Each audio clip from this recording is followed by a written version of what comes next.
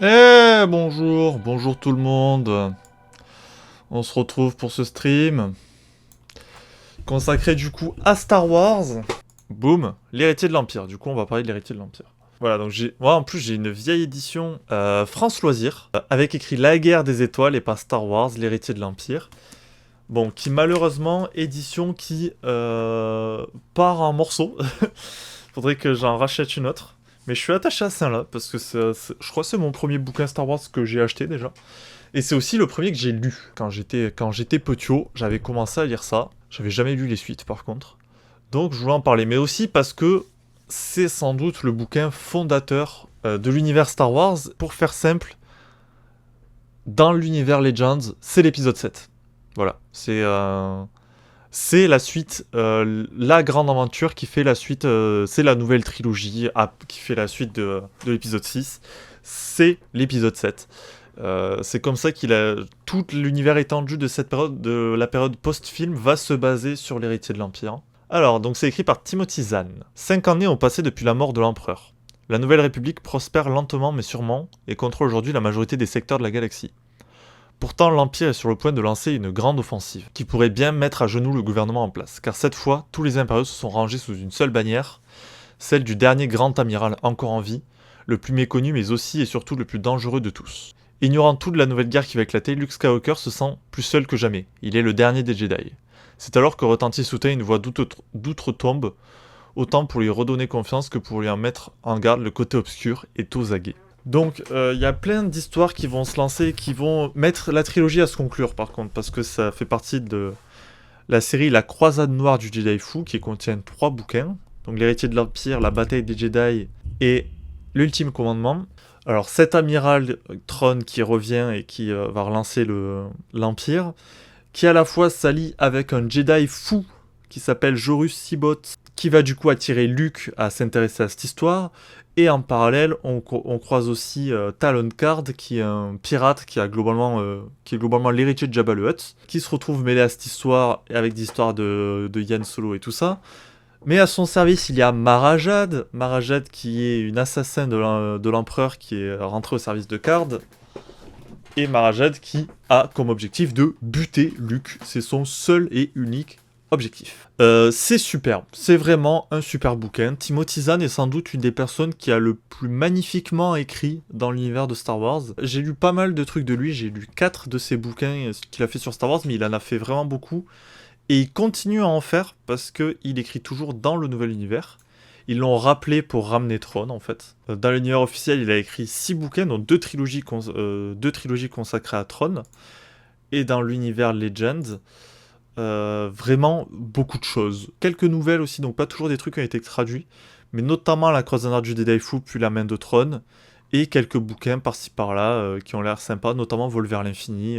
C'est superbement écrit, c'est super cool, mais à la fin du bouquin, il s'est un peu rien passé. Il y a une première bataille qui s'est déroulée, mais vu que ça a été vraiment réfléchi comme une trilogie, le bouquin conclut pas grand chose, quoi.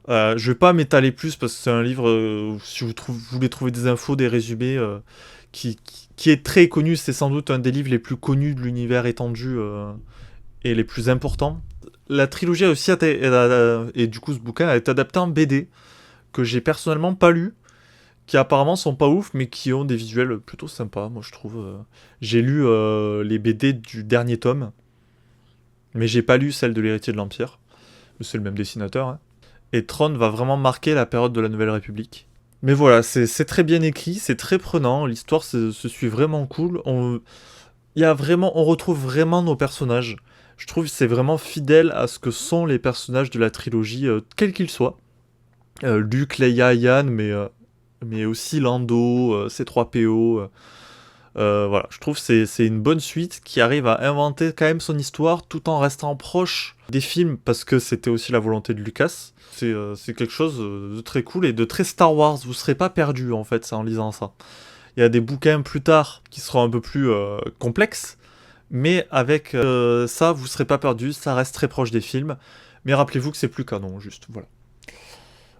Pour la scène que je vais lire, j'ai choisi une scène au tout début du bouquin qui m'avait marqué pour 2 choses. L'introduction d'une certaine boisson sucrée terrienne et les pensées de ces 3 PO. Voilà. C'est une scène qui se déroule tout au début du bouquin. C'est le 2e chapitre. Et c'est le premier chapitre où on retrouve un de nos héros, Luc, voilà, qui est en pleine crise existentielle. Voilà, là il vient d'avoir une vision de Ben, qu'il met un peu en garde. Et voilà, comme disait le résumé, Luc est un peu déprimé en ce moment. Il se sent très seul. Et il va pas très bien. Il resta au bord du toit durant quelques longues minutes, penché sur la rambarde de pierre qui lui arrivait à la hauteur de la poitrine, appréciant la caresse fraîche de la brise nocturne dans ses cheveux. Alors, petit aparté, il est sur Coruscant actuellement, il est dans le palais impérial, il vient d'en parler notamment, dans le palais impérial qui est du coup le temple Jedi normalement, mais c'est la première apparition de Coruscant de manière officielle, avant la prélogie du coup.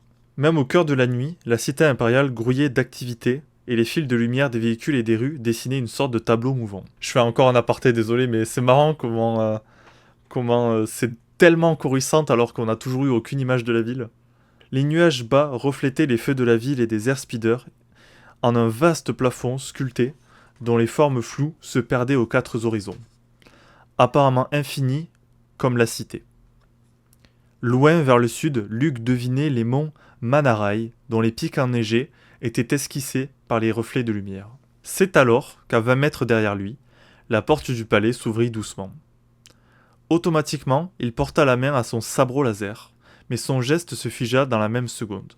Il avait perçu celui qui venait de franchir le seuil. « Je suis là, 6PO, dit-il. Il se retourna et vit approcher Z6PO. Le droïde traversait la terrasse, et il émanait de lui le même mélange de soulagement et d'inquiétude. « Bonjour, maître Luc, fit-il en penchant la tête pour regarder la tasse que tenait Luc. Je suis vraiment désolé de vous déranger. Pas du tout, j'avais seulement besoin d'un peu d'air frais. En êtes-vous certain insista 6PO. Bien sûr, je ne veux pas me montrer indiscret. En dépit de son humeur, Luc ne put s'empêcher de sourire. 6PO n'était jamais vraiment arrivé à se montrer à la fois prévenant, curieux et courtois, tout en gardant son apparence comique en toutes circonstances. Je pense que je suis un peu déprimé, c'est tout, avoua-t-il au droïde avant de se repencher vers la cité. Former un gouvernement efficace s'avère plus difficile que je n'y attendais. Ainsi que la plupart des membres du conseil, je crois bien. Il hésita. Mais surtout, je crois que c'est Ben qui me manque cette nuit. Un instant, 6PO resta silencieux. Il a toujours été bon avec moi, dit-il enfin. Et aussi avec des deux. Luc porta la tasse à ses lèvres pour dissimuler son sourire. 6PO, dit-il. Tu as une perspective unique de l'univers. Du coin de l'œil, il vit 6PO se roidir. J'espère ne pas vous avoir offensé, maître, fit-il d'un ton anxieux. Telle n'était certainement pas mon intention. Tu ne m'as pas offensé, l'assura Luc. En fait, il se pourrait bien que tu viennes de me donner la dernière leçon de Ben. Je vous demande pardon ? Luc sirota sa boisson. Les gouvernements, les planètes, tout cela est important, 6PO. Mais quand tu vas au fond des choses, il s'agit avant tout de gens. Oh, fit le droïde après une brève pause. En d'autres termes, insista Luc, un Jedi ne peut s'investir dans les questions d'intérêt galactique sans que cela interfère avec la compassion qu'il éprouve pour les autres. Il sourit à l'adresse de 6PO. Et pour les individus droïdes ? Oui, je vois, maître. 6PO pencha la tête sur la tasse de Luc. Pardonnez-moi, mais puis-je vous demander ce que vous êtes en train de boire ? Ça, fit Luc en regardant sa tasse, c'est Lando qui m'a appris la recette il y a quelque temps. Lando, répéta 6PO avec une note de réprobation dans la voix. Qu'il fût ou non programmé pour être poli, le droïde n'avait jamais vraiment apprécié Lando. Ce qui n'était guère surprenant vu les circonstances de leur première rencontre. Oui, mais même si c'est d'origine douteuse, c'est très bon, dit Luc. Ça s'appelle du chocolat chaud. Je vois, fit le droïde en se redressant. Ma foi, maître, si vous allez bien, je pense que je devrais y aller. Certainement. À ce propos, pour quelle raison es-tu donc venu ? C'est la princesse Leia qui m'a envoyé, bien sûr, fit 6PO, surpris de l'évidence de la question de Luc. Elle m'a dit que vous éprouviez un sentiment de détresse. Luc secoua la tête avec un sourire. C'est bien de Leia de savoir le soulager précisément quand il en avait besoin. Voilà, donc on va s'arrêter là sur cet extrait. Donc la fameuse boisson terrienne qui m'avait marqué, c'était un chocolat chaud. J'étais en mode, comment ça, ils ont du chocolat chaud dans Star Wars ? Et voilà, ce que pense C3PO de Lando. Et moi, je me rappelle quand j'étais petit, ça m'avait marqué. Cette affaire de Lando, de C3PO qui n'aime pas trop Lando, mais c'est logique en fait, vu leur passé. Donc voilà, cette scène, c'est le tout début du roman, c'est l'introduction. Et je l'aime bien parce qu'à la fois, on est vraiment dans la psyché de Luke et voilà, on est vraiment dans sa tête. Quels vont être les enjeux de Luke à venir ? Et voilà, cette implication de Luke dans la politique, ou pas, ça va être vraiment, et des Jedi en général, ça va être vraiment un des centres de réflexion de tous les bouquins à venir, en fait. Ce qui est assez incroyable. Ça viendra notamment dans la crise des Yuuzhan Vong, qui sont des bouquins que j'ai pas du tout lus cette période-là, mais que je connais un peu à force de m'y renseigner. Et c'est marrant aussi d'avoir les pensées un peu de ces 3 PO, des droïdes, voilà, qui sont des êtres sentients dans Star Wars. Du coup c'est logique d'avoir un peu de leurs pensées dans un bouquin, finalement. Voilà pour l'héritier de l'Empire.